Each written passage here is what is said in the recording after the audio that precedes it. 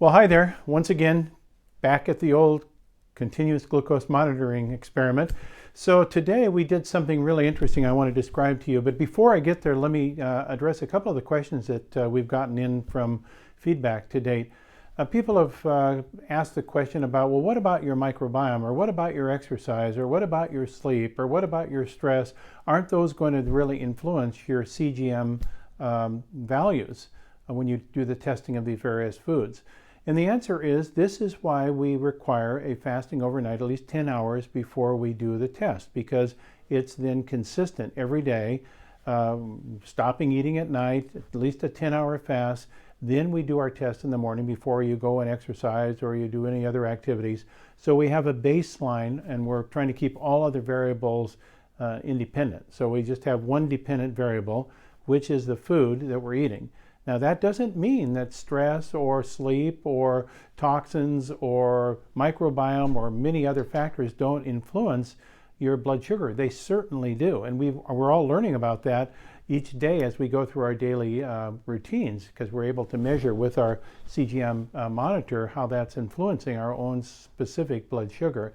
But the test itself every morning does not have those variables involved, because we're doing it on a fasted, rising morning analysis every day. That's why you see the data always being early morning. Okay, now with that in mind, what did we do today? Because this was kind of cool. So you might recall that one of the days we did an analysis of the glycemic response to our shake mix, our Himalayan tartary buckwheat shake mix. And then we compared that to our white bread. And you recall that when I showed you my day of white bread versus my day of the shake mix, that the shake mix had a much more favorable effect on lowering the glycemic response than white bread that produced a spike like the Andes Mountains of blood sugar. So I got the question then, what would happen if we took the phytochemicals that were present in the HTB flour and the Himalayan tartary buckwheat flour, and we were to then actually add them to the white bread? What would happen? Now, we're still involved in this, so we don't know completely the answer to that, but I want to give you some preliminary kind of feedback. So these are the capsules that we have that are part of our product called HTB Rejuvenate. And this is the capsules that encapsulate then the portfolio of those phytochemicals that are uniquely found in Himalayan tartary buckwheat. So we took 4 of these capsules, opened them up. That gives about 2 grams, which is a dose that would be equivalent to about a quarter pound of Himalayan tartary buckwheat flour. And we put those those capsule materials into our white bread, and we took that this morning. And we saw, would that influence at all our glycemic response? And this is an N of 1, so please, it's just me this morning.